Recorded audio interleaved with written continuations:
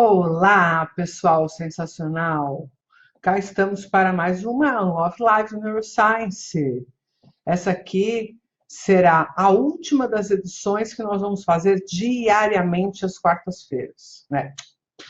Semanalmente às quartas-feiras. A partir da próxima Love Live, nós vamos começar a fazer a cada 15 dias, justamente por causa da minha agenda, que está ficando um pouquinho complicado de conciliar.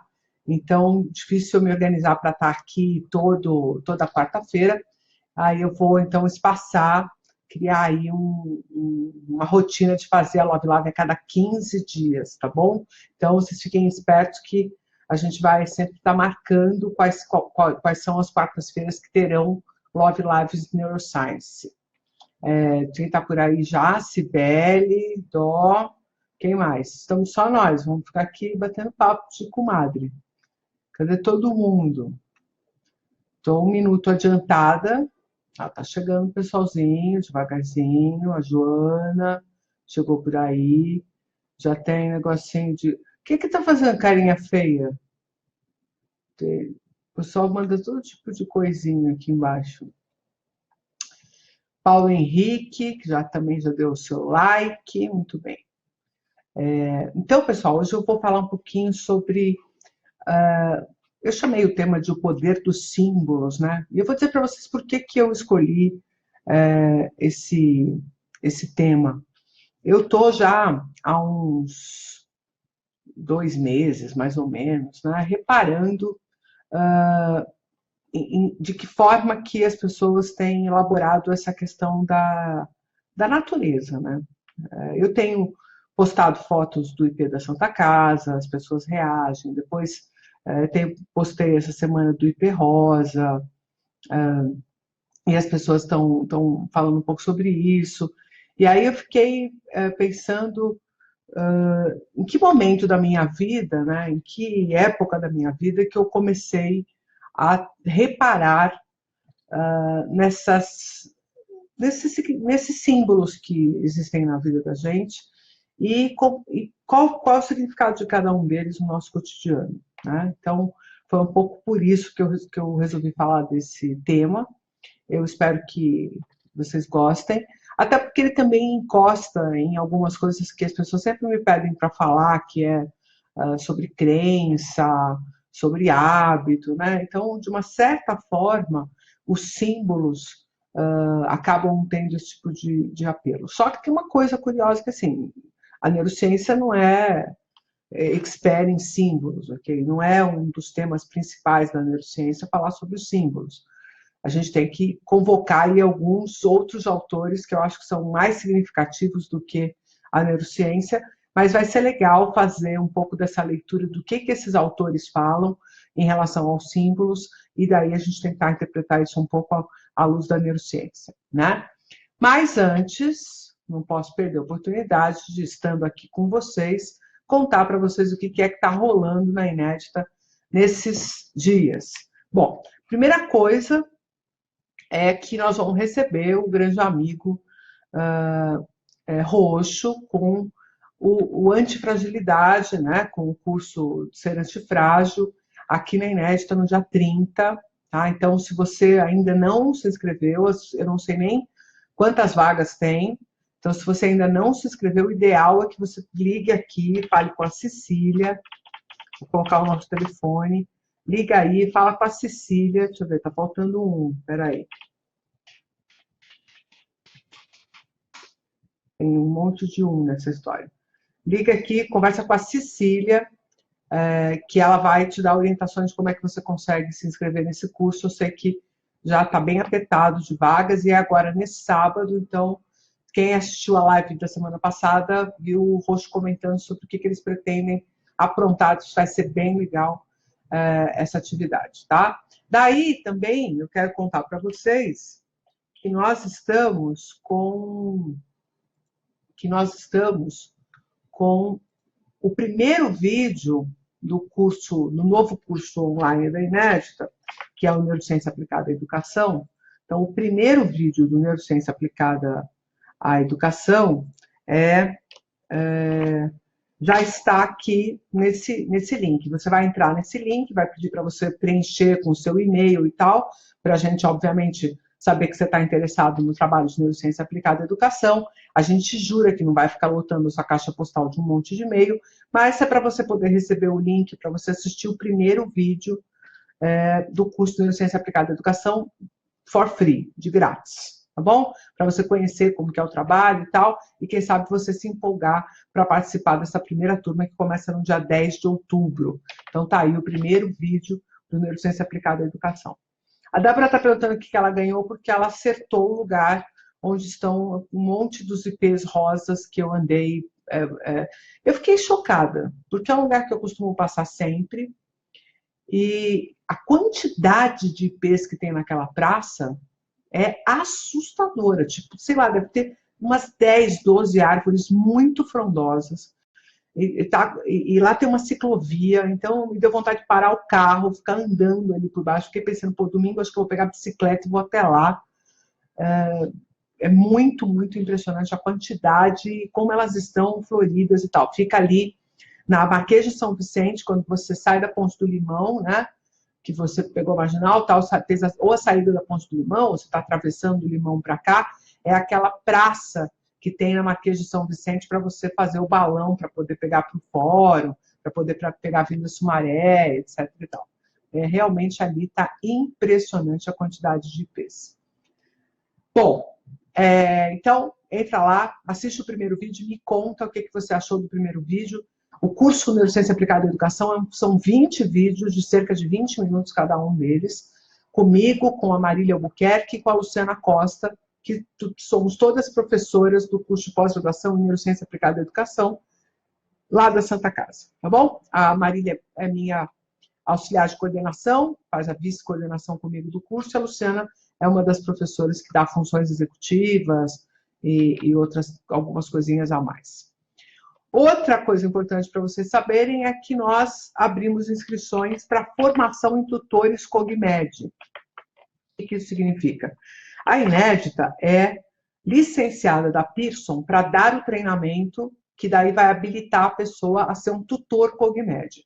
O que é o CogMed? O CogMed é um game, é um software, na verdade ele é todo gamificado, construído na Inglaterra, com o auxílio de vários neurocientistas, inclusive do Baddeley, que é o papa da memória operacional no mundo.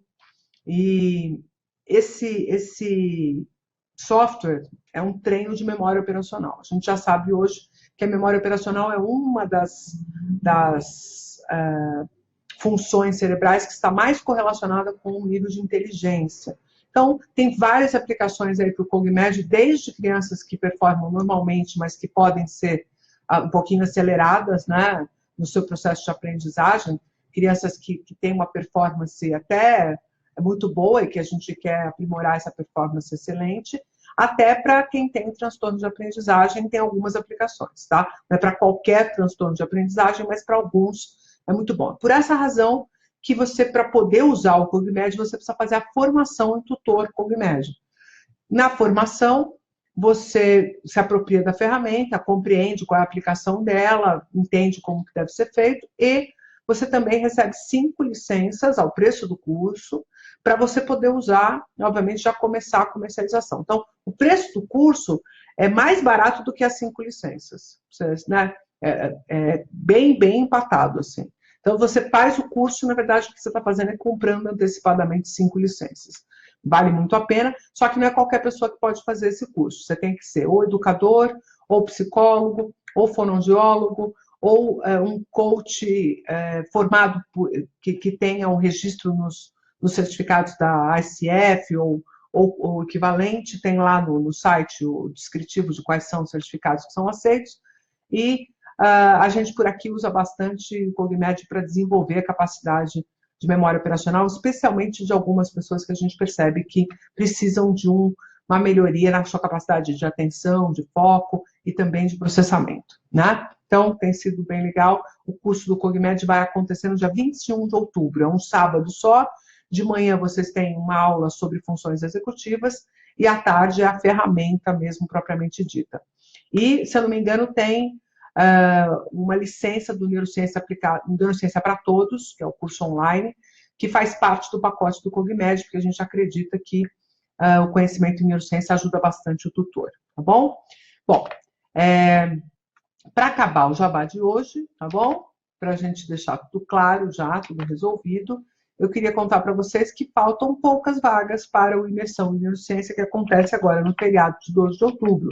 Então, se você tem intenção de fazer esse curso, corre lá, faz a sua inscrição, porque o curso é dia 12, 13 e 14 de outubro, 24 horas de neurociência pura, para quem está precisando realmente, ou querendo realmente entrar nesse universo da neurociência. Eu falo de A a Z, falo desde a anatomia até o sistema sensorial, sistema motor, memória e aprendizagem, sono, funções complexas, sistema límbico, né, emoções, tal. Nós passamos de A a Z e tudo que podemos falar em 24 horas sobre neurociência. Bastante intenso o trabalho do Imersão em Neurociência, tá bom? Então vamos lá para os símbolos. E aí eu não sei se vocês sabem que, por exemplo, eu vou mostrar para vocês alguns símbolos que eu tenho aqui na minha mesa que me ajudam bastante. Quer ver? Vou mostrar. Isso aqui, ó, é Apolo. E a mitologia grega, ela é completamente recheada de símbolos. Esses símbolos desses deuses, eles representam os perfis psicológicos. Então, quando você se identifica com um deus, com uma figura mitológica, o que isso significa? De uma certa forma, você está ou projetando aquilo que você desejaria, ou você está identificando características suas naquele deus, né? Então, aqui eu tenho dois, na verdade. Eu tenho o que eu chamo que é o meu ânimos e a minha ânima. Para quem conhece um pouquinho de psicologia junguiana, sabe que isso aqui simboliza, vamos dizer, o lado feminino e o masculino, a ânima e o ânimos, certo? Então tá aqui. Minha ânima é Artemis e meu ânimos é Apolo. Bom, o que isso significa? Significa que toda a narrativa desse Deus, com a história dele e tal, ela já foi contada como uma representação do indivíduo. Quer dizer, o que acontecia na Grécia? As pessoas, de fato, tinham esses deuses como criadores, etc. E tal. Por que eram esses deuses nesse formato, com essa história? Qual era, de onde isso surgiu? Né? Por que depois os romanos, uma das coisas que os romanos simplesmente se apropriam da Grécia, depois de invadirem a Grécia, é a mitologia. Eles adoram a mitologia grega e se apropriam disso e começam a contar todas as suas histórias com base também na mitologia grega. Todas as civilizações vão ter esses símbolos, né? Como norteadores do comportamento, como norteadores do entendimento do indivíduo sobre o mundo. Né? Eu tenho outros símbolos aqui na minha mesa. Eu tenho isso aqui foi uma coisa que eu ganhei que eu adorei. É de madrepérola. A única coisa que eu quero fazer com ele, que não consegui ainda, é que eu quero soltar esse globo e colocar ele de ponta cabeça, com o hemisfério sul para cima. Porque me cansei desse negócio do hemisfério norte ser para cima. Acho que a gente tem que começar a fazer uma mudança simbólica na posição dos hemisférios. Mas esses símbolos, na verdade, eles fazem resgates, eles acionam coisas que estão montadinhas, arrumadinhas de alguma forma no seu inconsciente. Né? Isso está muito bem colocado dentro da psicanálise e os sonhos, porque as pessoas falam assim, então vamos ler livro de sonho para interpretar o sonho.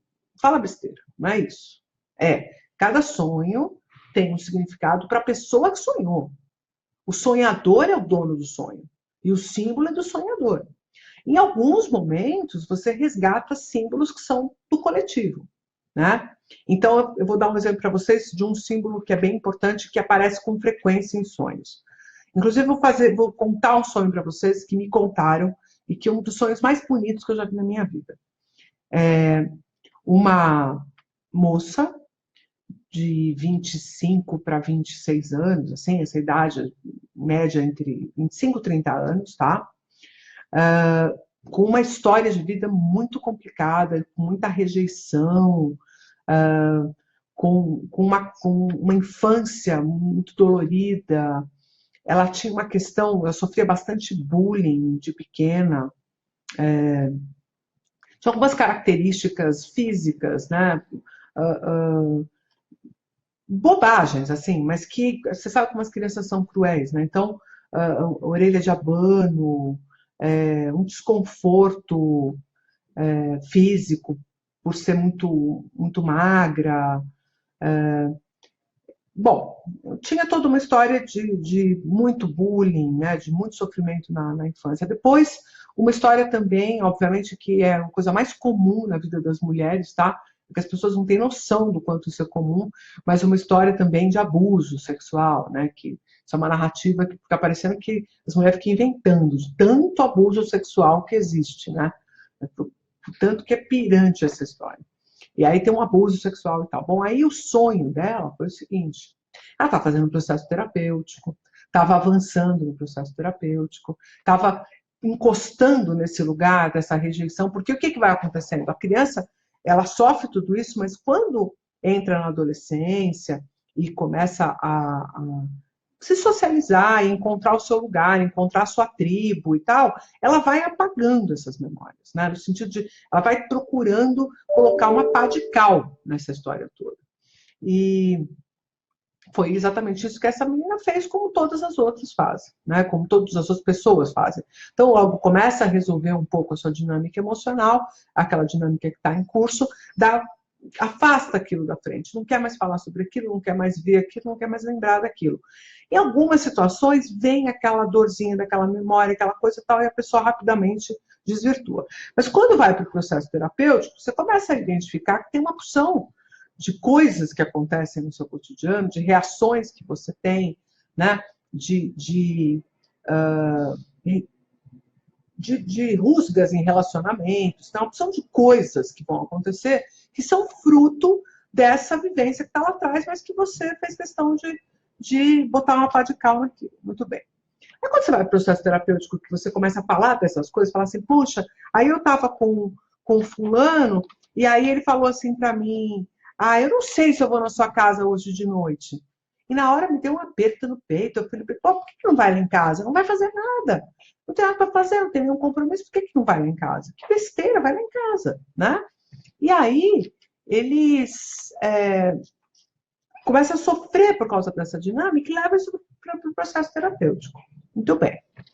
Chega lá no processo terapêutico, o terapeuta vai começar a trabalhar essa informação e a pessoa vai aos poucos percebendo, né?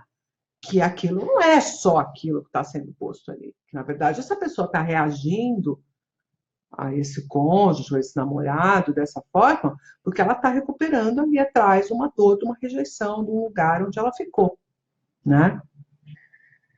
Fica aquela coisinha, muito bem. Aí ela vai para o processo terapêutico. Bom, e aí ela sonha, e aí tem a história desse sonho que eu quero contar para vocês entenderem a dimensão do negócio. Eu vira e mexe conto esse sonho, então se vocês já me ouviram contar esse sonho, vocês perdoem que está ficando gaga, tá bom? Eu acho mesmo que eu estou ficando meio repetitiva, mas tudo bem. Ainda dá um lastro, ainda dá para eu falar umas coisinhas para vocês. Aí, como é que é esse sonho? Ela está numa guerra. Está numa guerra, está toda com armadura, está toda com espada, toda, né? Toda preparada. Aí ela luta com um, luta com o outro e passa e caminha, e passa sede, e sobe montanha, desce montanha, e uma hora ela está acompanhada, e outra hora ela não está acompanhada, e vai para outro lugar, e volta para outro lugar. E olha quem chegou aqui, que reforço maravilhoso. Juliana Delgado é uma super terapeuta junguiana, uma figura que vai me ajudar muito Juliana, escreve tudo que você quiser e fica à vontade, tá bom? A casa é nossa. A Juliana é da família, porque ela é afilhada da minha mãe, mas ela, mais do que afilhada da minha mãe, ela é uma herdeira, vamos dizer assim, da psicóloga junguiana e fez a sua própria jornada. E hoje é uma super terapeuta, tem um trabalho de conclusão de curso excelente, que eu estou doida para ler. Ju, prazer ter você por aqui, ainda mais falando desse tema. E aí, essa figura, ela faz toda uma jornada que quase morre, que quase passa fome, que quase não sei o quê, e chega no topo de uma montanha, tem um casebre no topo dessa montanha, todo escuro, todo abandonado, todo na teia de aranha, e ela entra no casebre e tem uma criança na cama, ardendo em febre, abandonada lá. Pega a criança no colo, volta com a criança no colo, suplantando toda a sorte também de absurdos, de desafios, chega toda arrebentada com a criança no colo. Né? Aí leva esse sonho para o terapeuta. O que vocês acham que esse sonho significa? Se é que não está descarado, né, para qualquer um, com base naquilo que a gente já vinha narrado. Né? Eu comecei a história contando para vocês o fim, certo? Ela foi resgatar a si mesma, foi resgatar essa criança abandonada lá no alto dessa montanha. Então, ela precisou fazer um resgate heróico e buscar essa criança abandonada num casebre, ardendo em febre, doente, para trazer para curar, para poder pôr a mão para curar. Agora, veja como é que o nosso cérebro, a partir das dimensões dos seus circuitos, da complexidade dos seus circuitos, conta a história. Ele vai trazer uma jornada do herói, numa guerra. Tudo isso é símbolo. O casebre é símbolo, a criança é símbolo, a criança com febre é símbolo. Então, tudo o que é narrado na história é pautado por um conjunto enorme de símbolos. Agora, tem gente que diz o seguinte, mas a neurociência não explica os símbolos e tal. A neurociência explica, muito bem explicado, como é que os circuitos semânticos são montados. Como é que, a partir das vivências, a gente conecta coisas. E se a gente pode, inclusive, trazer símbolos que são de outras histórias, de outras gerações, da religião, a gente tem tudo isso. Né? A gente aprende a compreender o mundo através da nossa própria história como humanidade, de todas as nossas passagens. Então, o panteão grego, né, as deusas e os deuses gregos, eles falam tanto da nossa humanidade, porque não tem nenhum Deus perfeito ali. É tudo Deus meia boca, tudo Deus cheio de raiva, cheio de ira, tudo Deus humano. Na verdade, eles estão falando de nós através desses deuses, né? Com toda conta o caso todo, certo? E tem, a mitologia grega é incrível para isso, para nos aproximar dos nossos símbolos. Mas os analistas, né, os psicoanalistas, entre eles Freud, mas mais ainda Jung, e todo o seu conjunto estrutural, né, de como que ele estrutura a psique humana a partir dos símbolos, vão ter tantas outras dimensões, inclusive algumas dimensões que são peças-chaves do indivíduo, que é a posição de como que a gente simboliza, como é que a gente interpreta a mãe, o pai, o herói, a família, que são vários arquétipos, na verdade. Né? Eu não vou entrar no mérito aqui, porque eu também não sou especialista no assunto. Mas eu queria dizer para vocês que essa conversa entre os circuitos semânticos do cérebro e os símbolos, ela é totalmente franca. Né? Não há nada que impeça a neurociência de se debruçar para compreender qual é o papel desses símbolos na construção da psique humana. Tá? A gente vai muito provavelmente avançar muito nisso tudo. Mas o que eu queria... Por que eu queria fazer essa live para vocês? Porque eu estou encantada com o que as árvores têm produzido em mim nos últimos tempos. Eu comecei a pensar nas minhas próprias primaveras. Eu comecei a pensar, eu vou fazer 48 anos. E eu comecei a pensar, como é que eu vivia todas essas primaveras? Quando é que foi que eu comecei a ver as árvores? Né? Eu me lembro de ter ficado muito mexida com o flamboyant da casa da minha irmã, mas Não ainda. Depois eu aprendi a observar uma quaresmeira que tinha perto da Santa Casa. Perto da minha janela, na minha sala na Santa Casa. E comecei a perceber que ela tinha uma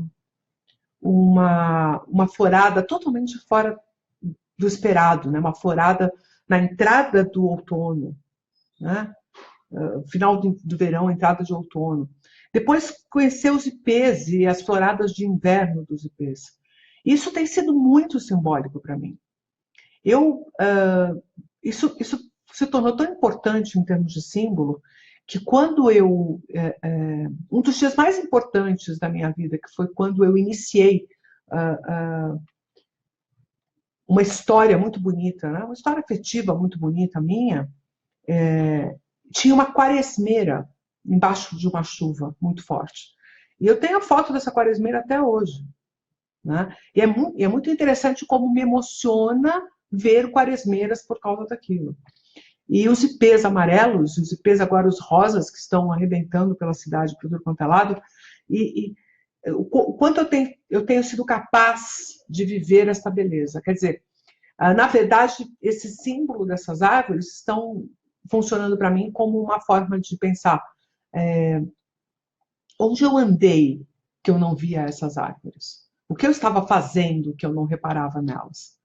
Né? Tem uma reflexão aí do que é que estava me chamando a atenção para que eu não visse essa explosão de beleza. Né? Isso é uma coisa. E a outra coisa que eu queria comentar, que eu queria trazer para a reflexão de vocês sobre os símbolos, é como que vocês podem usar as coisas que chamam a atenção de vocês, aquilo que salta aos olhos de vocês, como instrumento para o autoconhecimento.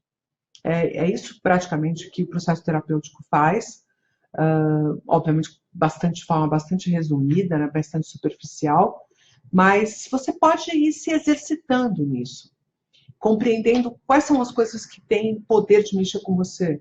Né? Tem medo de aranha? O que significa isso? Né? Tem medo de altura? Que símbolo é esse? Né? Onde que está essa insegurança? Do que ela é nutrida? Sabe? Não deixa passar batido. Compreende que você é um emaranhado, um amontoado de símbolos. Se você conseguir perceber isso, você vai ter andado bastante na direção de um processo de autoconhecimento mais robusto, tá? Era isso que eu queria falar um pouquinho hoje nessa live. Não esquece de divulgar as coisas da Inédita para os seus amigos, não esquece de divulgar as lives no canal do YouTube. A gente está agora anunciando o curso Neurociência Aplicada à Educação Online, e o primeiro vídeo já está lá no site esperando você para assistir. A gente deixou um link lá para você assistir o vídeo de grátis, tá? Então, não esquece, não perde a oportunidade, não vai pagar nada, só vai deixar o seu e-mail para a gente saber que você gosta desse tema, tá bom? E outra coisa, deixa eu ver. O Imersão, hein, gente? Tem o Cogmed, que a gente começou a vender essa semana, pessoal. Entra nesse link aqui, que também tem um vídeo que eu estou explicando o que é o Cogmed. Tem um vídeo meu aqui, ó, explicando o que tem no Cogmed, tá? E, então, Kelly, tá aí o Neurociência Aplicada à Educação Online, que você está há um ano me pedindo, tá aí, ó, tá no jeito. É só entrar lá, assistir o primeiro vídeo. Se você puder se interessar, já compra a primeira turma, que é agora para o dia 10 de outubro. E não esqueçam que no feriado de 12 de outubro, então 12, 13 e 14 de outubro, eu estou aqui para o Imersão em Neurociência. A gente já tem poucas vagas para essa imersão, então corre, tá bom? E faz a sua inscrição, tá? 24 horas de pura neurociência para a gente discutir essas e outras coisas tanto. Certo? Muito obrigada pela presença de vocês, como sempre, todos muito pontuais e muito amigos. Espero ter entregado alguma coisinha de valor para vocês e chamado a atenção de vocês para essa quantidade enorme de símbolos que estão pulando na nossa vida o tempo todo, e que a gente, ao conhecê-los, a gente passa também a ter uma ferramenta para o nosso autoconhecimento. Vou me despedir de vocês com a minha ânima e meu ânimos na mão, tá bom?